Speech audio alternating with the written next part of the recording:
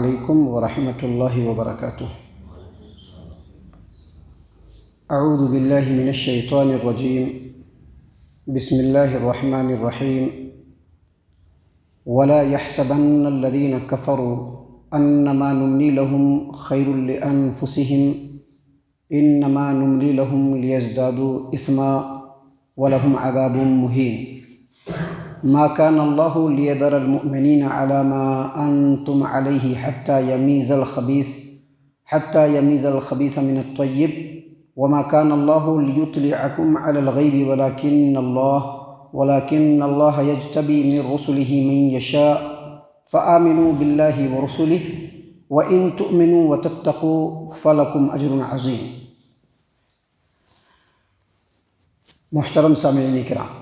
سورہ آل عمران سورہ نمبر 3 اور اسی صورت سے ابھی آپ کے سامنے آیت نمبر 178 179 یعنی 178 179 یہ دونوں آیات آپ کے سامنے پیش کی گئی۔ سامعین کرام، اللہ تبارک و تعالیٰ نے فرمایا وَلَا يَحْسَبَنَّ الَّذِينَ كَفَرُوا أَنَّمَا نُمْلِي لَهُمْ خَيْرٌ لِأَنفُسِهِمْ، یہ کافر لوگ ہرگز یہ نہ سمجھے کہ ہم نے جو ان کو چھوٹ دے رکھا ہے، اللہ فرما رہے ہیں کہ ان کافروں کو جو ہم نے چھوٹ دے رکھا ہے تو یہ کافر لوگ ہرگز یہ نہ سمجھے کہ یہ چھوٹ دینا ان کے لیے بہتر ہے۔ آگے اللہ تبارک و تعالیٰ نے مزید فرمایا انما نملی لہم لیزدادوا اثما، ان کو جو چھوٹ دیا گیا ہے وہ اس واسطے سے دیا گیا ہے کہ وہ اور زیادہ گناہ کر لے۔ اور آگے اللہ تبارک و تعالیٰ نے فرمایا وَلَهُمْ عَذَابٌ مُهِينٌ، اور ان کے لیے رسوا کرنے والا عذاب ہے۔ دراصل یہ آیت اور اس کے بعد جو آیتیں ہیں وہ بھی جنگ احد کے موقع سے ہی نازل ہوئی۔ اس کے بعد جو آیت کریمہ ہے جنگ احد کے موقع سے ہی نازل ہوئی۔ اس میں دراصل اللہ تبارک و تعالیٰ نے کفار و مشرکین کے یا جو دنیا پرست لوگ ہوتے ہیں ان کے ایک خیال کی تردید فرمائی ہے۔ ان کا خیال یہ ہوتا ہے کہ ان کو اللہ تبارک و تعالیٰ خوب دے رہا ہے، خوب پھل پھول رہے ہیں، تو اللہ تبارک و تعالیٰ نے ان کے اوپر بہت زیادہ رحم اور مہربانی کر رکھا ہے۔ ایسی بات نہیں ہے۔ خاص طور سے مشرکین مکہ اور اس وقت کے جو مشرکین تھے وہ نبی اکرم صلی اللہ علیہ وسلم کے بارے میں یہ کہتے تھے کہ اگر یہ سچا نبی ہوتا تو ہم لوگ جس طرح سے ان کو اور ان کے ماننے والوں کو ستا رہے ہیں، اب تک تو بہت سارے عذاب آ جانا چاہیے تھا، ہم لوگوں کو مٹ جانا چاہیے تھا، تباہ و برباد ہو جانا چاہیے تھا، لیکن ہم لوگ تو اور زیادہ نعمتوں میں کھیل رہے ہیں، اللہ تبارک و تعالیٰ اور زیادہ نعمتوں سے نواز رہا ہے، خوب اچھے طریقے سے پھل پھول رہے ہیں، تو یہ بات صحیح نہیں ہے۔ اللہ تبارک و تعالیٰ نے ایسے لوگوں کو اس آیت کریمہ میں تنبیہ فرماتے ہوئے کہا ہے کہ اللہ تبارک و تعالیٰ کی طرف سے جو چھوٹ ملی ہے اس کو اپنے حق میں خیر نہ جانو، کیونکہ جتنی چھوٹ مل رہی ہے اتنا ہی گناہ تمہارا بڑھ رہا ہے۔ اللہ نے چھوٹ دیا ہی اسی لیے ہے کہ تم گناہ پر گناہ کرتے چلے جاؤ، اور جب تمہارا گناہ بہت زیادہ ہوگا تو بہت ہی زیادہ رسوا کرنے والا عذاب بھی اللہ تبارک و تعالیٰ کی طرف سے تم کو ملے گا۔ اسی بات کو آج کل کے زمانے میں جو کفار و مشرکین ہیں، جو اسلام کو اور مسلمانوں کو مٹانے کے در پہ ہے، ان کے بارے میں بھی خیال کیا جا سکتا ہے۔ اور اسی آیت کریمہ کو بہت سارے ایسے دنیا پرست جو دنیا میں بالکل ملوث ہیں، اللہ تبارک و تعالیٰ کے اوپر ایمان لانا تو بہت دور کی بات، نام کے مسلمان ہوتے ہوئے بھی دنیا پرستی میں اس حد تک آگے بڑھ گئے ہیں کہ ان کو یہ خیال ہونے لگا ہے کہ وہ جو بڑی بڑی بلڈنگوں کے اندر رہ رہے ہیں اور بڑے بڑے جو ہے کاروبار کر رہے ہیں اور بہت زیادہ پیسہ کوڑی کما رہے ہیں اور عیش و آرام کی زندگی گزار رہے ہیں، تو اللہ تبارک و تعالیٰ نے ان کے اوپر رحم کر رکھا ہے، اللہ اس سے بہت زیادہ خوش ہے۔ وہ یہ نہ سمجھے، بلکہ اللہ نے جو چھوٹ دیا ہے وہ اس لیے دیا ہے کہ یا تو سنبھل کر کے اللہ کے راستے میں چلا آئے، اور اگر نہیں آئے گا تو اور زیادہ وہ گناہ پر گناہ کرے گا اور آخرت میں اس کے لیے رسوا کرنے والا عذاب ہوگا۔ معزز سامعین کرام، اس کے بعد اللہ تبارک و تعالیٰ نے ڈائریکٹ ایمان والوں کو مخاطب کیا ہے، یا ان لوگوں کو مخاطب کیا ہے جو مسلمان ہیں اور مسلم سماج و معاشرے کے اندر رہتے ہیں۔ اللہ تبارک و تعالیٰ نے فرمایا ما کان اللہ لیذر المؤمنین علی ما انتم علیہ حتی یمیز الخبیث من الطیب۔ مسلمانوں،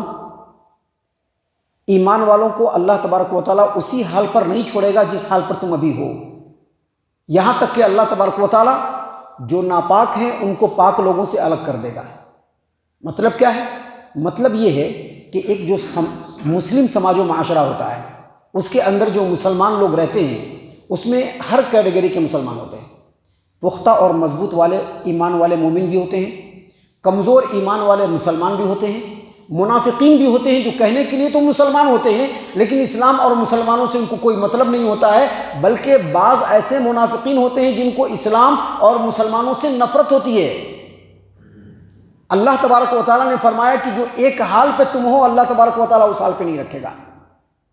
اب دیکھ لیجئے آج کیسے حالات آ رہے ہیں، اور جیسے جیسے حالات بن رہے ہیں لوگوں کے پول بھی کھل رہے ہیں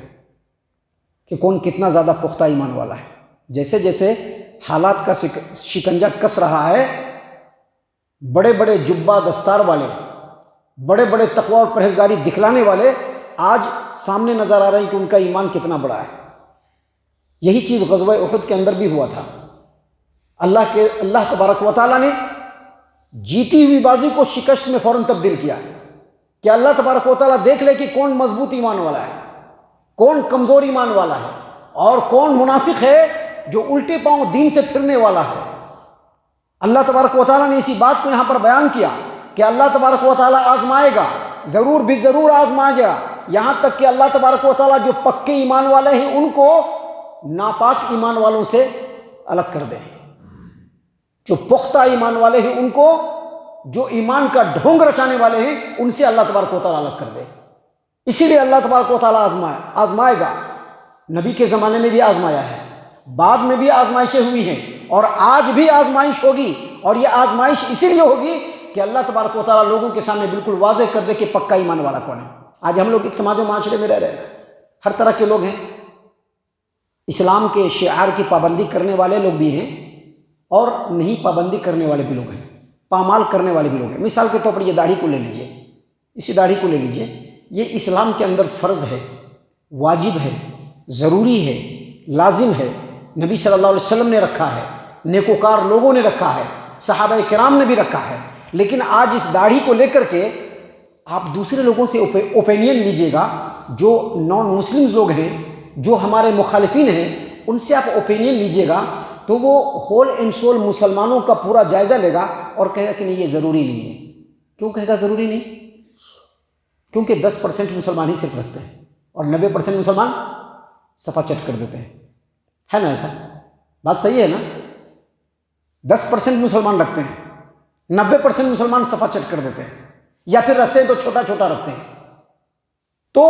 جو غیر لوگ ہوتے ہیں وہ ایمان مسلمانوں کے سماج و معاشرے میں جیسے بھی ایمان والے ہو سب کو ایک ہی استر پہ ہانکتے ہیں وہ کہ یہ سب مسلمان ہیں، لیکن اللہ تبارک و تعالیٰ نے فرمایا کہ جب آزمائش آئے گی تو اس وقت پتہ چل جائے گا کہ کون پکا ایمان والا ہے اور کون پکا ایمان والا نہیں ہے۔ فور ایگزامپل آج کے زمانے میں ہی لے لیجئے، یہ جو حجاب اور پردے کا معاملہ اٹھا ہے، حجاب اور پردے کا معاملہ شریعت کے اندر قرآن و حدیث کی روشنی میں بالکل واجب اور ضروری ہے کہ ہر مسلمان عورت کو پردہ کرنا ہے اگر وہ بالغ ہو گئی ہو تو، لیکن ہمارے سماج و معاشرے کا حال اس سے الٹ ہے۔ 10% عورتیں جو ہے وہ پردہ کر رہی ہیں، باقی جو عورتیں ہیں وہ پردہ نہیں کر رہی ہیں، بالکل کھلے عام رہ رہی ہیں۔ اب لوگوں نے کیا سمجھ رکھا ہے کہ پردہ ضروری نہیں ہے۔ اللہ نے فرمایا کہ ایسے ہی حالات لائیں گے، ایسے ہی حالات لائیں گے جس میں پکا اور پختہ ایمان والے اور جو ڈھونگ رچانے والے ہیں، جو منافقین ہیں، دونوں الگ الگ ہو جائیں گے۔ لوگوں کو پتہ چل جائے گا کہ یہ پکا ایمان والا ہے، لوگوں کو پتہ چل جائے گا کہ یہ منافق ہے، ڈھونگ رچانے والا ہے۔ اللہ نے اسی بات کو یہاں پر بیان فرمایا ہے کہ ما کان اللہ لیذر المؤمنین علی ما انتم علیہ حتی یمیز الخبیث من الطیب، جس حال پر تم لوگ آج ہو اللہ تبارک و تعالیٰ ایمان والوں کو اس حال پر نہیں چھوڑے گا، آزمائے گا یہاں تک کہ اللہ تبارک و تعالیٰ پاک سے ناپاک کو الگ کر دے گا۔ اور آگے اللہ تبارک و تعالیٰ نے فرمایا وما كان الله ليطلعكم على الغيب ولكن الله يجتبي من رسله من يشاء۔ اب کون مومن ہے، کون منافق ہے، کون پکا ایمان والا ہے، کون کمزور ایمان والا ہے، اس کو معلوم کرنے کا ایک اور ذریعہ ہے اللہ تبارک و تعالیٰ کا جو علم غیب ہے۔ اللہ اپنے غیب سے بتا سکتا ہے کہ یہ مومن ہے، یہ منافق ہے، یہ فلاح ہے، یہ چلا ہے، لیکن اللہ کا یہ طریقہ نہیں ہے۔ اللہ نے فرمایا وما كان اللہ لیطلعکم علی الغیب، اللہ کا یہ طریقہ نہیں کہ غیب کے ذریعے سے تم کو بتلا دے، یہ اللہ کا طریقہ نہیں۔ غیب کے لیے اس نے نبیوں کو مبعوث فرمایا، نبی کو اتنا ہی بتانا تھا جتنا اللہ نے حکم دیا۔ مثال کے طور پر اللہ نے بتلایا کہ اللہ ہے، فرشتے ہیں، جنت ہے، جہنم ہے، قیامت کا دن آئے گا، مر کر کے سارے لوگوں کو وہاں پہنچنا ہے، جن کے جیسے اعمال ہوں گے ویسا ان کا حساب ہوگا، اس طرح سے ان کو اگر نیکوکار ہے تو جنت ملے گی، اگر بدکار ہے تو جہنم ملے گا۔ یہ ساری باتیں اللہ تبارک و تعالیٰ نے بتلایا، لیکن اللہ تبارک و تعالیٰ نے اور محمد عربی صلی اللہ علیہ وسلم نے منافقین کی تمام علامتوں کو بتانے کے بعد بھی یہ نہیں کہا کہ فلاں منافق ہے، فلاں منافق ہے، فلاں منافق ہے، کیونکہ یہ اللہ کا طریقہ نہیں ہے۔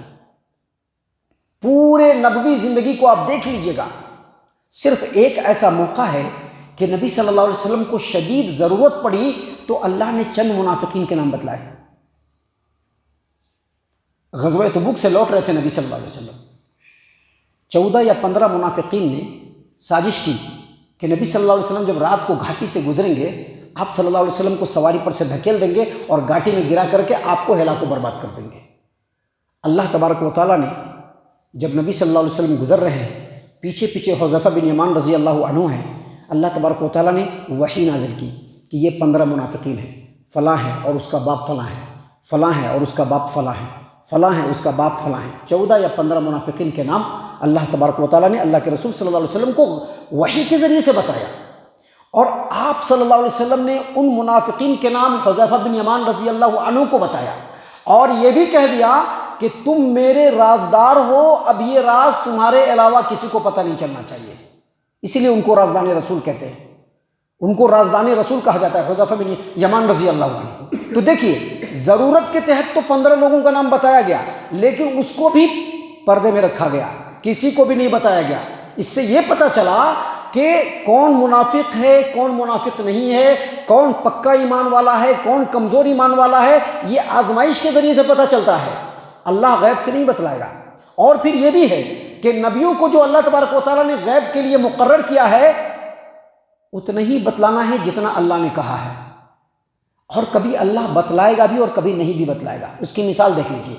سیدنا یعقوب علیہ السلام مصر سے ان کے بیٹے یوسف کا کپڑا لانے والا کپڑا لے کر کے جب آ رہا تھا یوسف کا، یعقوب علیہ السلام کو پتہ نہیں تھا۔ یوسف علیہ السلام نے کیا کہا کہ یہ کپڑا لے جاؤ اور اپنے باپ کے آنکھ پر ڈالنا تو آنکھ ٹھیک ہو جائے گا۔ اللہ نے غیب کے ذریعے سے بتلا دیا کہ جو کپڑا لے کر کے آ رہا ہے یہ یوسف کا کپڑا ہے، غیب سے بتلا دیا کہ یہ یوسف کا کپڑا ہے۔ لیکن وہیں پر اس سے پہلے سیدنا یوسف علیہ السلام کو ان کے بھائیوں نے انہی کے شہر میں، انہی کے گاؤں میں، کنعان کے اندر ایک کنویں میں ڈال دیا، اور کئی دنوں تک کنویں میں پڑے رہے، اور وہیں پر یعقوب علیہ السلام بھی ہے، یوسف علیہ السلام کے غم میں گھولے جا رہے ہیں، لیکن اللہ تبارک و تعالیٰ نے نہیں بتلایا اللہ نے۔ حالانکہ چاہتا تو بتلا سکتا تھا، لیکن نہیں بتلایا۔ اس کا مطلب کیا ہوا؟ جب چاہے گا بتلائے گا، جب چاہے گا نہیں بتلائے گا، کیونکہ غیب کا مالک اللہ تبارک و تعالیٰ ہے۔ آپ نبی صلی اللہ علیہ وسلم کی زندگی میں دیکھ لیجئے، آپ صلی اللہ علیہ وسلم کی زندگی میں سیدنا عمر بن خطاب رضی اللہ عنہ آپ صلی اللہ علیہ وسلم پر ایمان لانے کے لیے نکلے اپنے گھر سے، اللہ تبارک و تعالیٰ نے وحی کے ذریعے سے بتلا دیا کہ عمر آ رہا ہے ایمان لانے کے لیے۔ اپنے بہن بہنوئی سے نمٹ کر کے نکلے کہ اب چلیں گے نبی صلی اللہ علیہ وسلم پر ایمان لانے کے لیے، ایمان لانے کے لیے آ رہا ہے، حالانکہ وہاں پر ان کا ارادہ ایمان لانے کا نہیں تھا، لیکن ایمان لانے کے لیے آ رہا ہے۔ اللہ تبارک و تعالیٰ نے نبی صلی اللہ علیہ وسلم کو بتلا دیا، لیکن اس کے بعد مدینے کے اندر اللہ کے رسول صلی اللہ علیہ وسلم کی سب سے چہیتی بیوی ام المومنین عائشہ رضی اللہ عنہا کے اوپر جب منافقوں نے تہمت لگایا، الزام لگایا، 1 مہینہ تک اللہ کے رسول صلی اللہ علیہ وسلم بے چین رہے، بے قرار رہے، پریشان رہے، لیکن اللہ تبارک و تعالیٰ نے نبی صلی اللہ علیہ وسلم کو نہیں بتلایا۔